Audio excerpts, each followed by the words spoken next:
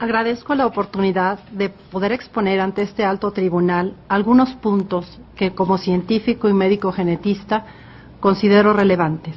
Soy la doctora María del Pilar Calva Mercado, mexicana, médico con especialidad en genética humana, subespecialidad en citogenética y maestría en bioética. Miembro de 4 academias de bioética a nivel nacional e internacional. Primera pregunta: ¿el embrión es un puñado de células o un ser humano? Los seres humanos tenemos nuestro material de herencia en el DNA, el genoma humano, organizado en 46 cromosomas en cada una de las células somáticas. Solo los gametos tienen solo 23. El primer evento en la formación de un individuo humano es la fusión del óvulo y el espermatozoide. Esto se conoce como concepción, fecundación o fertilización. Bioquímicamente, este proceso es complejo. Solamente un espermatozoide atravesará la membrana citoplasmática del óvulo.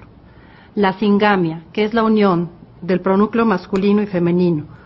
En ese momento, 2 sistemas, el óvulo y el espermatozoide, dejan de funcionar en forma individual y constituyen un nuevo sistema, un nuevo genoma que comienza a operar como una unidad llamada cigoto o embrión unicelular. Una vez ocurrida la concepción, se observa un proceso vital que no se detendrá hasta la muerte del individuo. Evidencias genéticas del estatuto humano del embrión. Son 3. La primera, la individualidad genética del cigoto. Desde el momento mismo de la fecundación, inicia la existencia de una nueva vida, específicamente humana, dotada de un código genético único e irrepetible, no idéntico ni al del padre ni al de la madre. El proyecto Genoma Humano, quizás uno de los avances más recientes, ha demostrado que un ser humano es distinto a otro en menos del 1% de sus genes. Esto es lo que lo hace individual. Y esta realidad se observa desde que fuimos cigotos. Esto se debe, por una parte, a la segregación de los cromosomas homólogos, descrita por Gregorio Mendel, después confirmada por Watson y Crick y recientemente por los estudios del genoma humano. Consiste justamente en que ese par de cromosomas, uno paterno y uno materno, se distribuyan de forma azarosa en alguna de las 2 nuevas células. Por otra parte, el entrecruzamiento o crossing over, bien estudiado en el proceso de la meiosis, consiste en que se intercambien de 3 a 8 segmentos en lugares diferentes en la formación de los gametos. Así, tanto la segregación como el entrecruzamiento, claramente estudiados por la genética, hacen evidente que el resultado de la concepción es un genoma humano completo, pero este genoma es además individual, es decir, esta combinación no ha existido. Por lo tanto, es un individuo humano sin lugar a duda para la ciencia. Durante el desarrollo embrionario, conforme se dividen y se especializan las células, nada nuevo es aprendido por el DNA, sino progresivamente muchas cosas son olvidadas. La información está escrita desde la primera célula y no será progresivamente escrita en otras. Esto no es una teoría ni una suposición, sino la información que la genética ha constatado sin lugar a duda. Algunos científicos, tristemente, no presentan la realidad completa y solo dicen que en el momento de la concepción se completa el genoma humano, lo cual los lleva erróneamente a deducir que el cigoto es igual a cualquier célula del cuerpo. Han olvidado hablar de la individualidad, es decir, de la constatación de que el cigoto tiene una genética diferente a la de cualquier ser humano que haya existido, incluso a la de sus padres. Segunda evidencia, la continuidad de su desarrollo. Durante el desarrollo progresivo del embrión, desde cigoto, la primera célula se divide y se organiza sin cesar hacia su plenitud. Todo se realiza en tiempo según un proceso continuo e ininterrumpido, fijado por un programa inicial contenido en el genoma humano.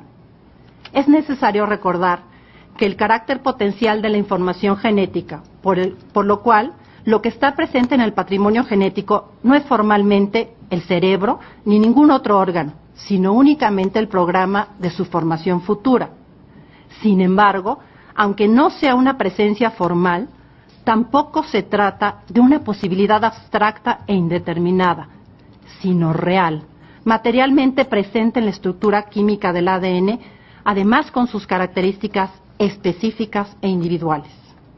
La ciencia nos conduce a afirmar que si ello no fuese humano, desde el inicio de su vida individual en la concepción no se volvería jamás. Para quienes quieren redefinir el inicio del embarazo, como es el caso de esta ley, a partir de la implantación, habría que solicitarles, con todo rigor científico, que determinaran a qué especie pertenece el organismo en sus primeros días, pues sin duda es un ser vivo para la biología.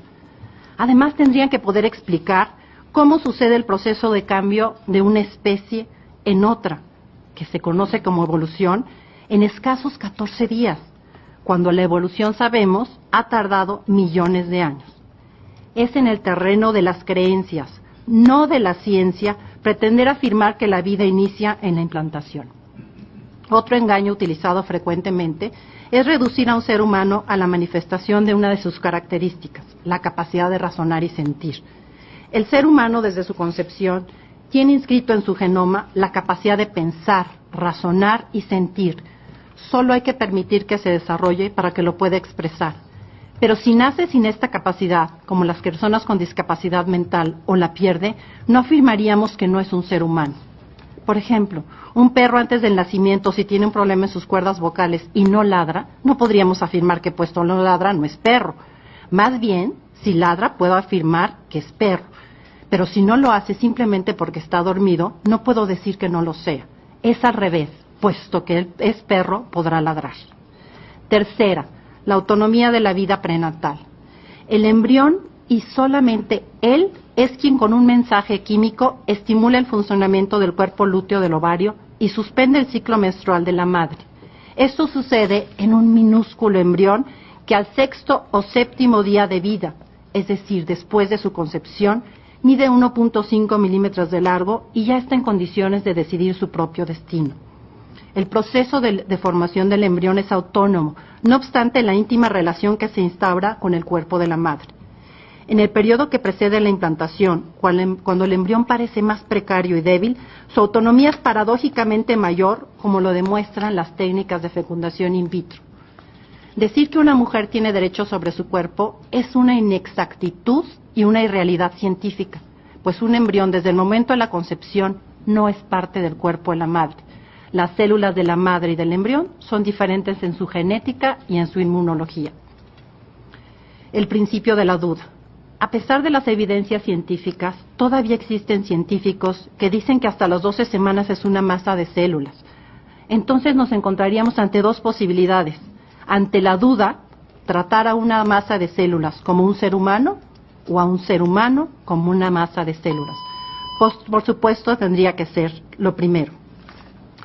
Otra cuestión que me preocupa es poner a su consideración la redefinición del embarazo, que ya se ha contemplado en diversas leyes, como ha sido mencionado.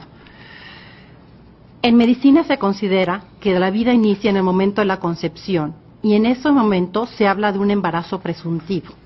La redefinición del embarazo, peligrosamente, abre la puerta a nuevas amenazas, la manipulación y la utilización de los embriones sobrantes, la clonación, la obtención de células madre embrionarias e incluso la venta de embriones humanos, ya que todos estos procesos se dan antes de la implantación. Entonces, el embrión es cosificado. La ciencia debe servir al ser humano. Los médicos como profesionistas estamos para defender la vida y la salud y evitar las enfermedades, tratar siempre de curar a los enfermos y cuando no lo podemos hacer, debemos aliviarlos y consolarlos. Señores y señoras ministras, mi conclusión sería: el inicio preciso de todo ser humano es cuando la información genética necesaria y suficiente se reúne dentro de una célula, el óvulo fertilizado, y este momento es la concepción. Por lo tanto, toda acción sobre un embrión, desde el momento de la concepción, se realiza sobre un individuo humano, constatación de la genética humana. Muchas gracias.